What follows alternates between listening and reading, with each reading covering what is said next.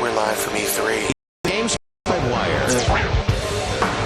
Hi, this is Maxwell Smart. I'm the host of the Family Tech Show, and we're here at the IGN GameSpy Livewire Special Edition. What's special about this, Spiff? This is for members only, for the Insider Group and some of the other groups. For Founders Club members, they're both seeing live streaming video of this right now, and then all of our GameSpy Arcade users are listening to this live via Windows Media Audio in the Livewire lobby of GameSpy Arcade right now. And they're also able to submit questions live through Karen Cobby in the chat lobby, and she's passing them on to me to ask of our guests. And we have a really special guest right now. So I'm very excited about it, but I wanted to hear about the special real quick. You can sign up for Insider for a special price, is that correct? So, yeah, right now you can subscribe to Insider for $5 off. It's $19.95 right now. Or you can get Founders Club, and you'd be seeing live video of this interview right now. So great. And with us, our very special guest is Doug Lombardi, the correct way to pronounce it? That's right. Of Half-Life 2 fame. And I was asking you during the break, is that actually Half-Life squared? Because it's got some people confused. But no, just Half-Life 2. We thought we'd go a little, superscript on the 2, and then we'd skip the subtitle. So, because this is E cubed, right? E3. I always screw that up. And also we have Sal with us from GameSpy. How you doing? Doing great. I'm actually going to ask Sal to lead off more about it, because I haven't had a chance to review Half-Life 2, which I believe you may have had a chance to see. We've seen both presentations at the demo, and they're extremely impressive. What's the reaction been to the demo so far from the different theaters? it's almost surreal, actually. We spend so much time with the game that we're sort of desensitized to if it's any good or not. And before we come to a show like this, we're always kind of wondering, we're up in Seattle in the rain working diligently, and then we come down here to show it to thousands of people at the show, and we're like, geez, I hope we didn't waste the last 5 years of our lives doing this stuff. We hope that they like it. And I mean, it's really just overwhelming. That's the only way to describe it. People have been really, really kind. It's been a rough year for Valve, and we appreciate people's patience and sort of understanding the things that we're going through with the source code theft and what have you. People are just sort of getting a taste of more of the game. We're trying to show more of the action and give a little bit more of the story. And people have been really positive so far. It's great. So on the source code issue, I mean, what did that do to the team? Did it bring the morale down, or did they say, we need to make this even better now that people have seen, what's going on? Both, really. I mean, the first response is, how could this happen? What happened? What went wrong? How did this happen? And it's one of those things that's really unique because it's not, there's a lot of things that happen. Everybody's game gets pirated after it gets gold, and it gets sold in some country far away from here, and you see that on the internet. And there's a lot of things that are, pretty common that, we can talk to our friends at BioWare or at the other development studios and whatnot, and we can all sort of talk about how we dealt with those things. But this was a pretty unique experience. So, it was kind of like the first time that somebody had something this serious kind of happen to them. So that was sort of the first thing. And then after that was depression. I mean, just straight up, everybody was bummed. Yeah. And it hit some people really quickly, and they dealt with it through anger or just being quiet or what have you. And then some people, it took a month or two for it to hit them. They were just in complete denial. But, after a little bit of time, people sort of got over it and said, okay, we got to move on. We're either going to quit or we're going to get back at this thing. And absolutely everybody decided to stick with it.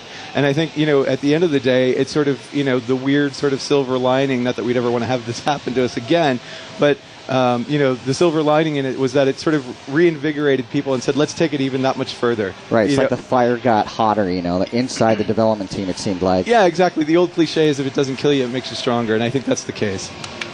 So you made an announcement recently about the game ship date coming pretty soon. That's right. We're targeting this summer to finish the game, and hopefully it'll be shipped immediately afterwards. I'll even clap for that one. So this summer is around when? August, September? Or? We don't have a specific time right now. We got real specific last year, and that didn't turn out to be the wisest of decisions. So, but we are, we're past the alpha state. The game's playable from end to end. We're bringing people in from outside the company to play test the game and give us feedback. The way we do that at Valve is we'll bring somebody in, have them play on a pretty large screen so that we can put some of the designers seated behind them. None of the designers are able to speak or give clues or help, and they can only take notes. And those playtests, they generate somewhere around 100, changes that can be from the really subtle to the somewhat dramatic. And we're just spending time iterating on the game. Valve has the good fortune of being in a position to fund its own games and dictate its own schedule. And we really always, as with Half-Life 1 and with our other games, we always try to build in some time or take some time to spend that extra couple months putting the polish on the game to make sure that we've got everything right and that the things that are working in the game, that we have a chance to turn up the volume on those things and give the players more of that. I think we've all sort of had the misfortune of playing games that felt like they were just a few weeks away from really being done because Christmas hit or because the publisher said enough or what have you. And, we're really blessed to be able to be in a sort of a unique situation to sort of take that extra time and wait until it's really done before we ship it. Yeah, it's interesting to see which companies are driven by what side of which company. Like, this is an engineering company, it's ready when it's ready, and we're happy with it and it looks great. Or they told us it's going to ship on November and that's what's going to happen. So, any questions, Mr. Spiff? Or there are a ton of questions, but let's Sal get his. I did want to talk about one interesting thing that you showed during the demo. You unveiled some of the multiplayer plans for the game. After the Half-Life demo, you showed Counter-Strike, the original Counter-Strike, running in the new Source engine, and you also mentioned you'll be porting a few other mods to that. I wanted to ask if you could elaborate on that, and also, how hard that process is of bringing Half-Life content to the new Source engine. Sure. For a long time, we've kept the multiplayer story under wraps. It was sort of, one of the things that we were kind of keeping as a surprise until right before we shipped. And what we did was basically, probably a couple of years ago now, we had some of the guys that are not working on Half-Life 2 take on and the process of what will it take for the guys in the mod community to bring, some of the great mods like Natural Selection or Sven Co-op or Half-Life Rally or any of the, the great mods that you guys cover to the Source engine. And so the way we tested that was by taking Half-Life 1 single player and bringing that over to Source. And then immediately after we went through that process and figured out what tools would make that easier for people, we said, okay, now we got to bring Counter-Strike over. And then so, we brought Counter-Strike over, and then the artists started getting in there and saying, okay, well, we can support much better animations, higher polygon models, etc. We've got physics in the game. How are we going to use that in Counter-Strike as well? And it's cool because Counter-Strike's a great game as it is now, but now with Source and with the physics, it really makes a huge difference because not only do you have to worry about the opposing team, but you also have to sort of pay attention a little bit to the environment because what the opposing team does and what your teammates do can affect the environments, whether it's exploding barrels or what have you. And so it sort of reinvigorates the senses and will hopefully bring a new dimension to Counter-Strike in Counter-Strike Source. So you said something there that I thought was interesting. You said you ported Half-Life to the Source engine? That's right. That's right. Half-Life 1 is up and running on Source engine. So we'll also be making that available at the time Half-Life 2 comes out. Really? Counter-Strike Source is something we've revealed here that will be made available at the time Half-Life 2 comes out. And we're also doing our best to try and get some of the other pieces in place as well and make them all available at the same time that Half-Life comes out. Is that something that will come with Half-Life 2 or something that you'll make available over the internet? Or all of the above. Right now, the specific SKU strategy or product mix hasn't been announced yet, but there will be, Half-Life 2, the game. There'll be the Half-Life 2 Collector's Edition that will have lots of these pieces included, and then there'll also be, some of these pieces made available via Steam and the online components as well. So there'll be multiple points of entry to get, to get into all those games. Do you think there could be some massive Half-Life 2 Collector's Edition where it comes with the original Half-Life and the new Counter-Strike and the new all these different games? Yeah, that's the idea. Well, that'd be pretty cool.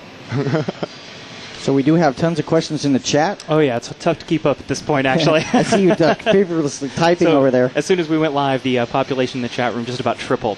So a lot of Half-Life players and Half-Life fans in there right now have come over to listen to this. So actually a surprising number of questions from people who want to know if Half-Life 2 is going to support EAX 4.0 at all, and a lot of questions about sound and sound design and things like that. Yeah, Kelly Bailey is both our sound engineer as well as the composer, so he did all the sounds and music and EAX support for the first game, and he's the guy doing all that work the second go-around. He's spent a lot of time with Dolby and all the sound guys to support all the 5.1 and surround sound technologies, and we're showing the game in the theaters on Klipsch's theater system, and that's the way to experience it. Awesome. Another question actually from Sparky in there, who's wondering, we've seen some of the characters that are going to be in the game, and he's a big fan of Barney from the first game and wants to know if he'll be making a return appearance in the game. Barney is one of the first, if not the first, character from the first game that you'll be reintroduced to. We have a special place in our heart for Barney, and I think that the players have sort of responded to that as well. Blue Shift was sort of a test to see if we could sort of push that story a little further, and that actually proved to be a pretty good experiment. So yes, you will be reintroduced to Barney, and it happens pretty succinctly at the beginning of the game. And it appears to be very popular because right here at the IGN GameSpy booth here at E3, people are screaming out, "Yay for Barney, he's coming back!" So Briggsy UK wants to know some more about the vehicles that we're going to see in the game. If you could describe some of the vehicles and how you'll be able to use them in the game. Yeah, vehicles is something that I think everybody who plays first-person shooters or has been playing first-person shooters since the Doom days, that's sort of the holy grail. That's the thing that everybody wanted, and we've seen some good use of vehicles in the games like the Battlefield games and whatnot that have come out recently. And for us, once we got the physics simulation system running in the game, we said, okay, great, now we can have physically simulated vehicles in the game. Last year we showed the Jeep or the Buggy, it doesn't really have an official name, and doing some jumps and doing some combat and running over some of the Combine soldiers and stuff like that. This year we've unveiled the airboat, which is really sort of this great injection of arcade-style play into the Half-Life universe. And that's something that we've also tried to do that we haven't really talked as much about or promoted as much about. But one of the games that really, really influenced us in Half-Life 1 was Mario 64. And we're all, really big console players as well as PC players. So we play games like Mario and Soul Calibur and Wave Race and all those games. And, the hovercraft was very much inspired by some of those games. So do you require a physics engine to kind of get... what does that buy you in the vehicles? I mean, are you going to start supporting damage and, performance issues based on the vehicle getting hit? Or Yeah, absolutely. I mean, it just takes on... First of all, the feel of the vehicles is much more dynamic if it's a physically simulated vehicle. I mean, Sal had a chance to play the game a couple weeks ago, and there's one level where you're on the cliffside and we throw out these roller mines at you, and they hop on the vehicle and sort of start pulling at the vehicle and tugging at you, and they can actually pull you off the cliff and down into the water. I experienced that firsthand. So you're actually trying to fight up against the rocks that are coming down on you? The roller mines actually will attach themselves to the buggy and try to drag you off the cliffside, which they succeeded in a few times. And one thing that's sort of, it's a neat sort of gameplay thing that just sort of happens is that you can sort of get your buggy caught on the cliffside and you can see it sort of dangling there, and there's that moment of tension of, the buggy's a success condition. If it falls into the drink, it's game over. So you sort of have that tension of, I have to take care of this thing, and you're sort of battling this real world moment. Like we've all seen that moment in every movie or a TV show where, the guys get stuck on the cliff and it's like, okay, you get out of the car first, and and the thing goes down and it explodes and whatnot. And now we're going to give folks the chance to actually experience that for themselves in the gameplay. Excellent. So tons of questions from Spiff? Absolutely. So the first game was really well balanced between storytelling and action. That's what won a lot of people over. And Massacre wants to know how much attention is being paid to the storyline in this game. We're hearing a lot about mechanics and graphics, but he wants to know more about the storyline.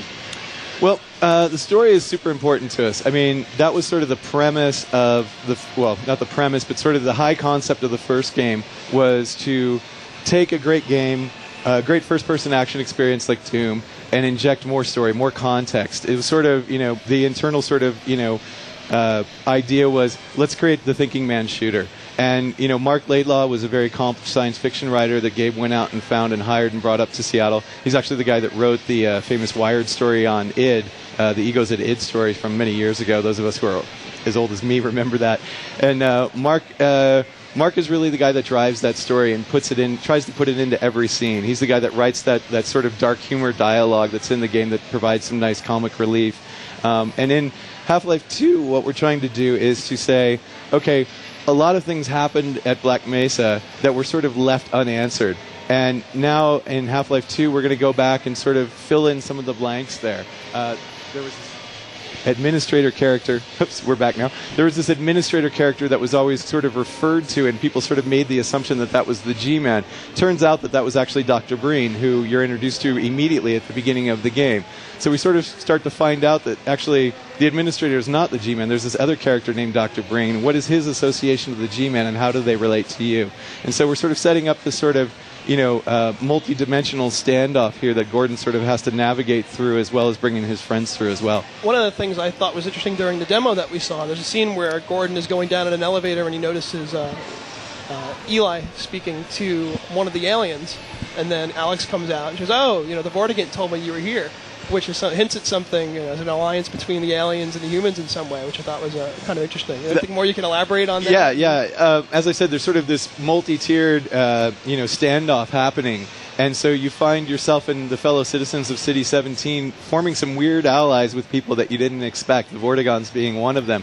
And so I think that's sort of one of those cool things where we sort of turn the tables, where in the first game you spent a lot of your time battling those guys and that sort of electric, green laser attack that they had, and now sort of that's on your side and you get to use that. Another example of that is something that we showed pretty heavily last year, where you're giving those pods as you go through the prison sequence, and you're able to sort of lead the antlions to sort of, force them in an attack mode on the Combine soldiers. So that's some of the things that we'll be playing, and those aren't necessarily in place throughout the game.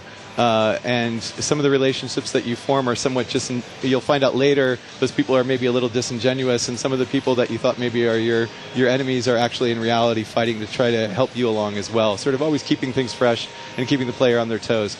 So we're here with Doug Lombardi of Valve Software, makers of Half-Life 2. There's still a couple minutes to get your questions in with chat. Absolutely. And I think Spiff's got a couple more.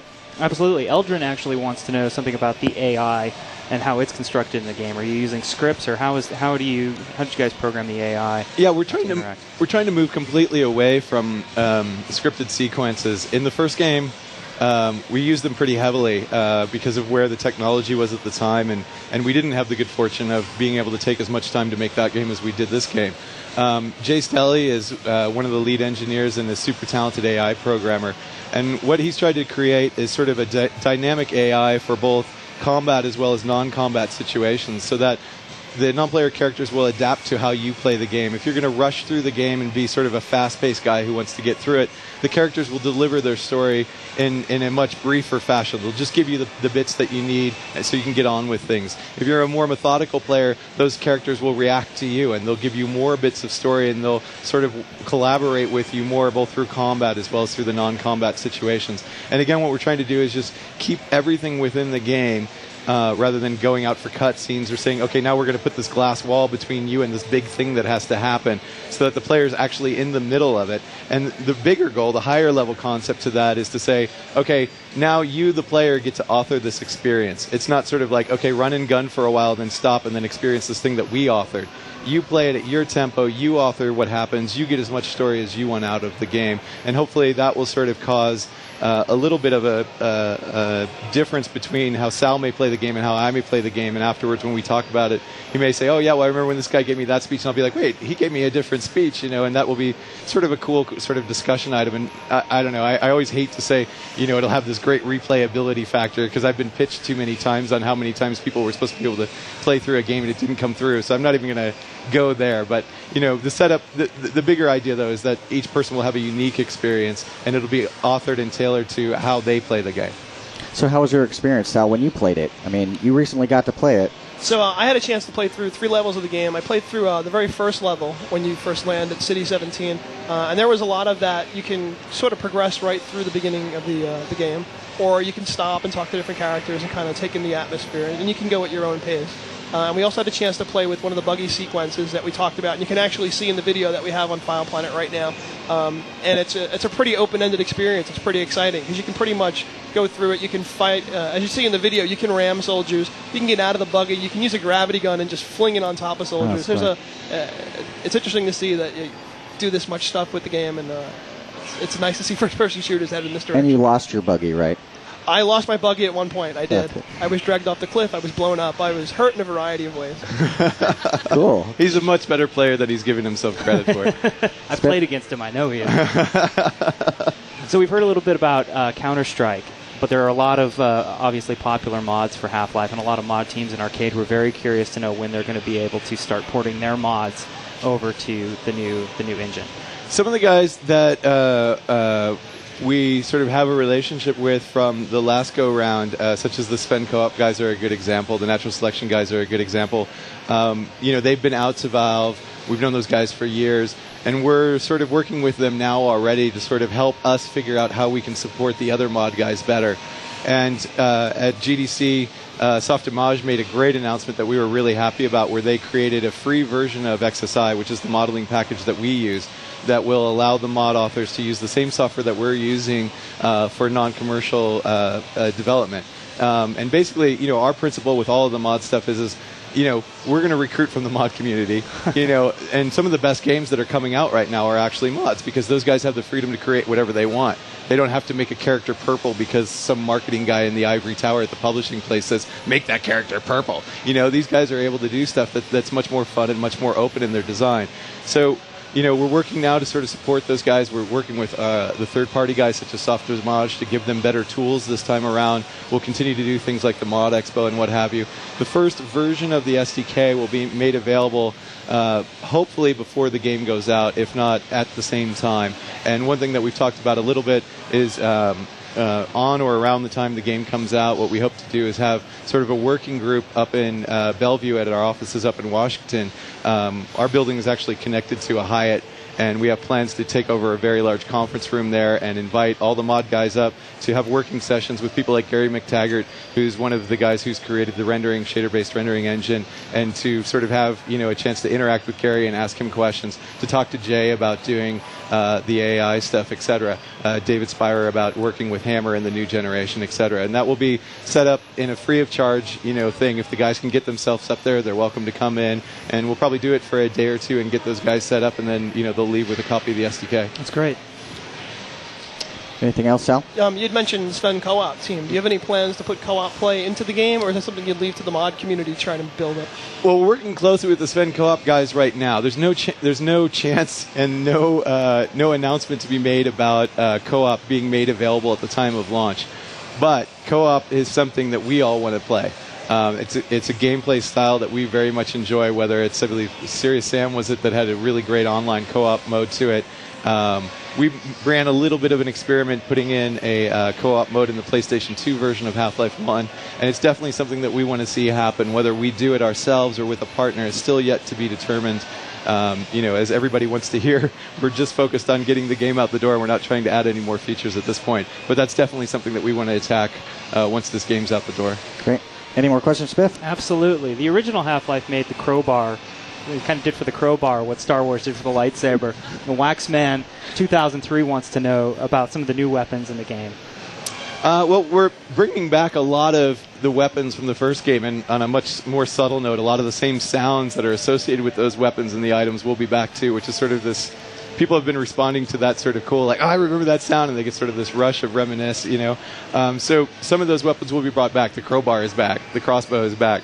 But there is one particular weapon, though, that's new and notable in the game, right? You're talking about the manipulator, the gravity gun. The gravity gun is by far and away my favorite. I mean, that gun began when Jay was doing some tests with the physics stuff, and he had basically a room with a wood plank, a barrel, a bottle, and something else, I can't remember. And he had this very crude, it was just like a single polygon stick that allowed him to pick up the bottle, put it here, you know, he could put the plank on top of the barrel and do the seesaw thing and put the bottle there and then go jump on it and spring the thing up in the air and then grab it with the gravity gun and stuff like that. And that sort of became a game in and of itself. In fact, we should have the artist take a pass on it and release that.